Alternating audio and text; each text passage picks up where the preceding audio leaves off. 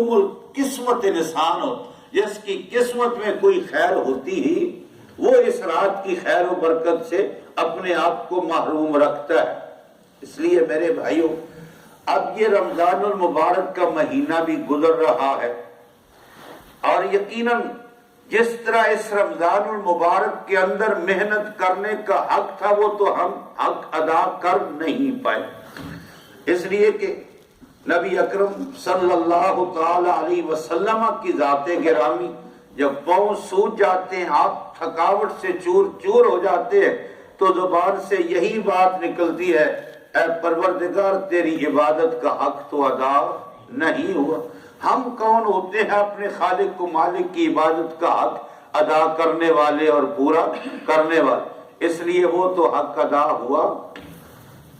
और फिर कदर की रात का जहां तक ताल्लुक है, अब आज की रात जो आने वाली है, अल्लाह हमें तौफीक अता फरमाए इस रात में बेदार रहने, और एक 29वीं की रात जो खत्म कुरान की रात होगी, और हो सकता है कि इनके दरमियानी रात जो है वो भी कदर की रात जो है वो, इसलिए ये जो चंद लम्हे बाकी हैं ये बड़े कीमती हैं, इनको किसी हाल में जाया सुस्ती और काहली से जाया नहीं होने देना चाहिए। बाकी रही ये बात मेरे भाइयों, अल्लाह रब्बुल आलमीन बड़ा मेहरबान है, बड़ा रहीम और करीम है, और उसके बंदे जब भी उससे तौबा करते हैं तो वह अपने बंदों को मुआफ कर देते हैं।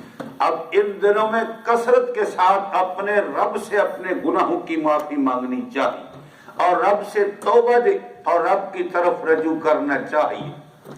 तौबा का मतलब ये नहीं है कि जुबान से तौबा तौबा, तौबा के लिए जो है वो 3 चीजें शर्त। पहली बात तो ये है कि जो इंसान के अंदर कमजोरी और गुनाह है उसको छोड़ दे, अगर उसके साथ साथ तौबा तौबा करता रहे तो उसकी तौबा की कोई हैसियत नहीं।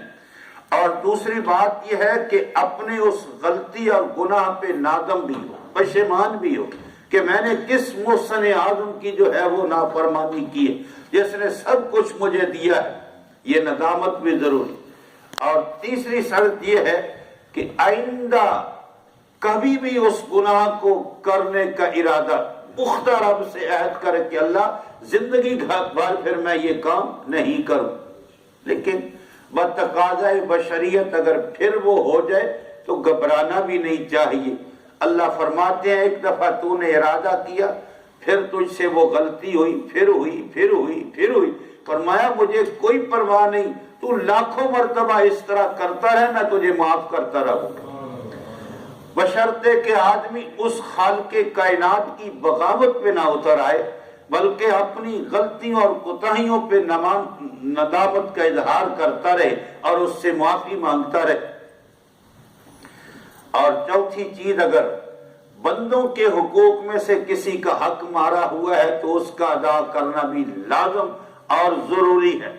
मेरे भाइयों, बंदों के बेशुमार हुकूक ऐसे हैं जिनका हम ख्याल, किसी की पीठ के पीछे उसकी गिबत करना ये भी उसका हक मारना है, और खामखा किसी से हसद करना ये भी उसका हक मारना है, और खामखा किसी से दुश्मनी और कीना रखना ये भी उसका हक मारना है।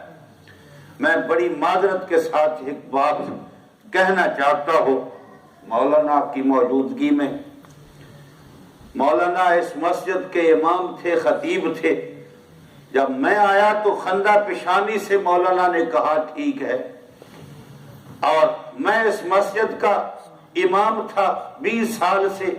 फौदा अली आए तो मैंने कहा अल्हम्दुलिल्लाह आप मुझसे बेहतर है।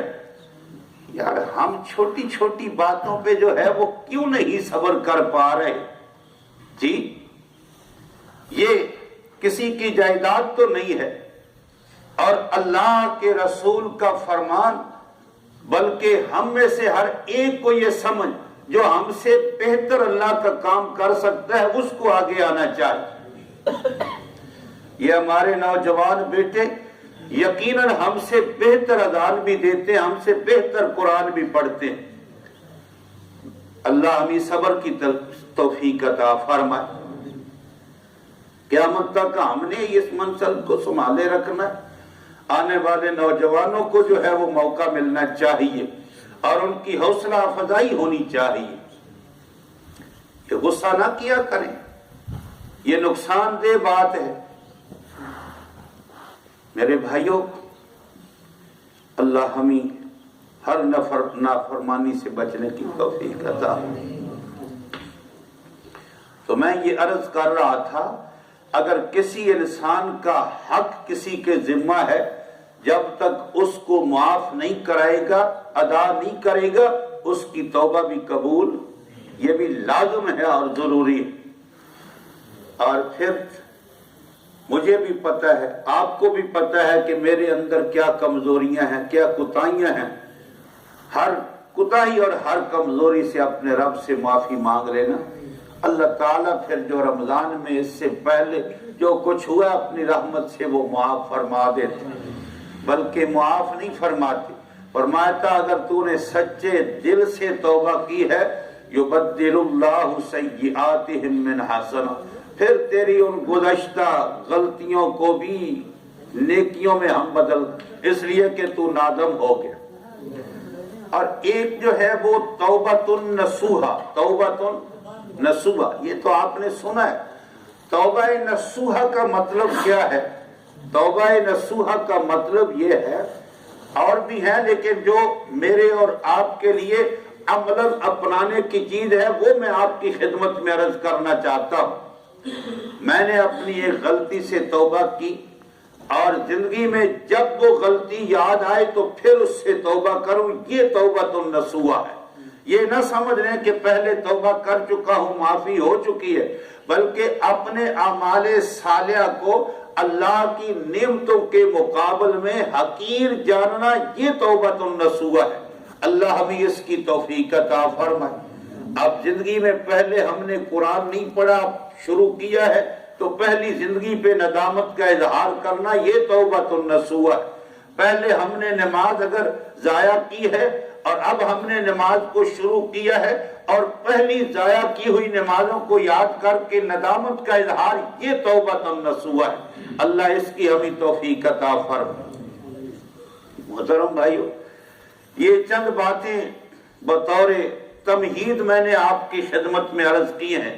اب آئیں یہ سورہ مبارکہ جس کا مطالعہ کرتے ہیں، جس کے بارے میں ہر اہل ایمان کو یاد ہے، اِنَّا أَنزَلْنَاهُ فِي لَيْلَةِ الْقَدْرِ، بے شک ہم نے نازل کیا ہے اس کو، کہاں؟ قدر کی رات۔ یہاں غور فرمائیں قرآن حکیم کا اسلوب جو ہے، سیدنا آدم علیہ السلام کو رب تعالیٰ نے پیدا کیا، زمین و آسمان کو رب تعالیٰ نے پیدا کیا، تو اپنی ذات پاک کے لیے واحد متکلم کا صیغہ رب تعالیٰ لائے، جو ایک معمولی صیغہ ہے، انی جاعل، میں بنانے والا ہوں، میں۔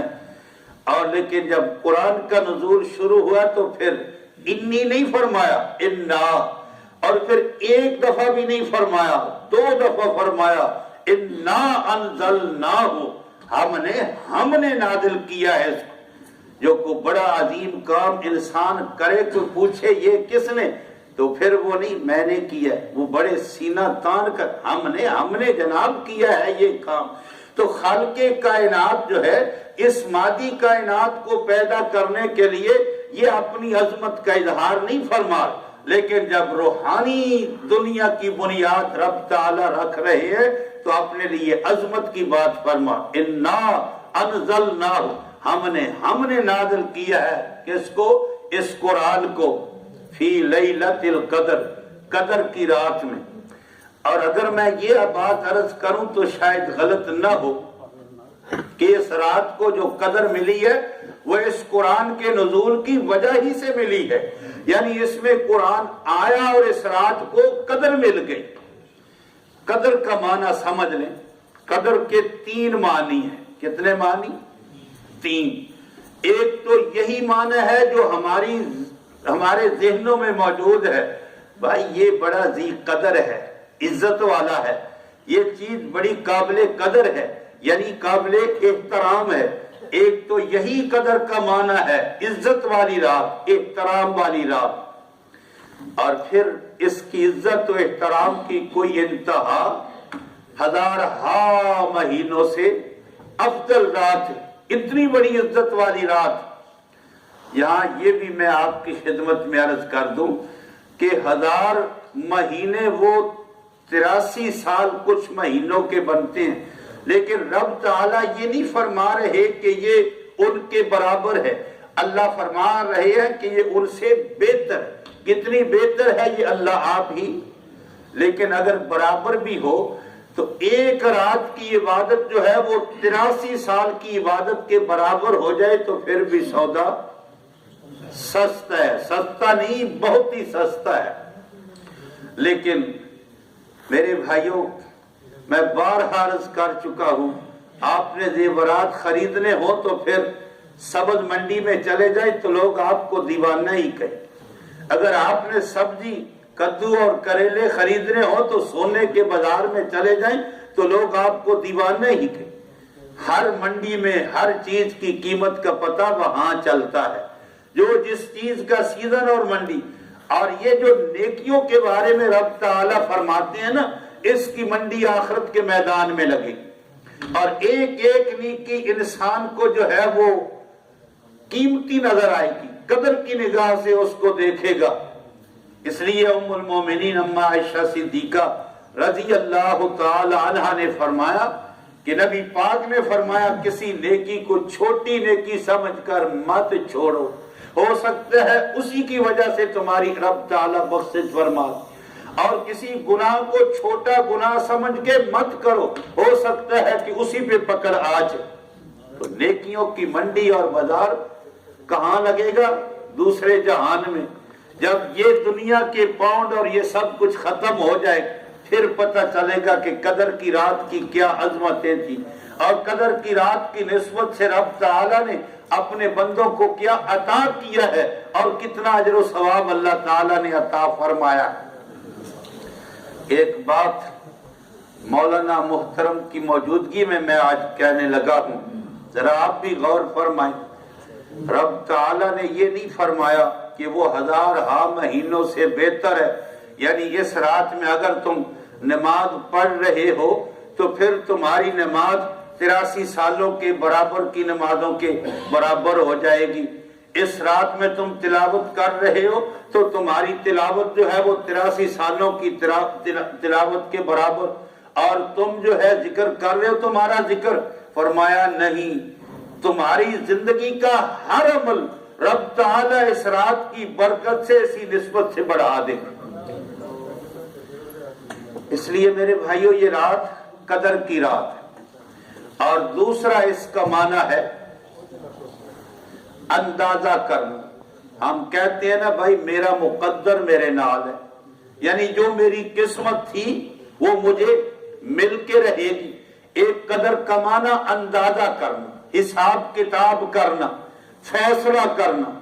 اس معنی میں علماء نے لکھا ہے کہ جب یہ رات آتی ہے تو پروردگار عالم جو انسانوں کے ساتھ سال میں ہونے والے معاملات ہوتے ہیں وہ تمام کے تمام اپنے فرشتوں کے سپرد کر دیتے ہیں۔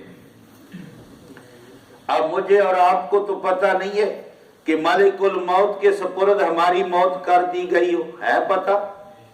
عقل مندی کا تقاضا تو یہ ہے نا کہ پھر ہم فکر کریں، پیچھے جو زندگی گزر چکی ہے اس سے معافی مانگ لے، اپنا نامہ اعمال صاف کرا لے، کلین کرا لے، اور آئندہ کے لیے ہم سنبھل جائیں۔ ہو سکتا ہے کہ ہماری زندگی کی صحت اور توانائیاں اس کا فیض کہ اس نے بیمار ہو جانا ہے، اس نے مصروف ہو جانا ہے، اور اس کے ساتھ یہ معاملہ ہونا ہے، اس لیے بھی اس کو کہتے ہیں قدر کی رات۔ اِنَّا أَنزَلْنَاهُ فِي لَيْلَةٍ مُبَارَكَةٍ، ہم نے اس کو مبارک رات میں نازل کی ہے، فِيهَا يُفْرَقُ أَمْرٍ کل امر حکیم، اس رات میں اس حکیم کی طرف سے حکمت کے فیصلے ان فرشتوں کے سپرد ہو جاتے ہیں۔ اس لیے اگر میں امتحان کے کمرے میں ہوں اور پھر پتہ نہیں ہے کہ فیل ہونا ہے یا پاس ہونا ہے تو کتنا محتاط، کھانے کو کچھ چیز نہیں، پینے کو کیا पता कि मेरी जिंदगी के फैसले अर्श वाले ने कर दिए, फरिश्तों के सपुर्द। वो जो किसी शायर ने कहा, तुझे तो पता नहीं है कि तेरा कफन जो है वो तेरे महल्ले की दुकान पे पहुंच गया है और तू खामखा जो है अल्लाह की धरती पे जो है अकड़ अकड़ के चल रहा है। तुझे तो मालूम नहीं कि तेरी रात कब्र में है या दुनिया में है। एक माना ये है कदर अंदाजा, फैसलों की रात। और तीसरा माना इसका ये है कदर कमाना, किसी चीज को तंग कर देना, भर देना, जिसके अंदर किसी चीज की कोई गुंजाइश बाकी न रहे। और नबी पाक सल्लल्लाहु अलैहि वसल्लम ने फरमाया इस रात में फरिश्ते नाज़िल होते हैं और ये अल्लाह की धरती फरिश्तों से भर जाती और फिर फरिश्ते हर उस बंदे मोमिन और बंदी मोमिना के लिए दुआओं में मसरूफ रहते हैं जो किसी हाल में अपने रब को याद कर रहा हो। तो ये तीन माने हैं कदर। और फिर आप गौर फरमाएं इस सूरह मुबारका के अंदर रब ताला ने 3 मरतबा लफ्ज़ कदर को जिक्र फरमाया। इन्ना अंज़लनाहु फी लैलतिल क़द्र वमा अदराका मा लैलतुल क़द्र लैलतुल क़द्र खैरुम मिन अल्फ़ि शहर। कितनी दफा जिक्र हुआ है?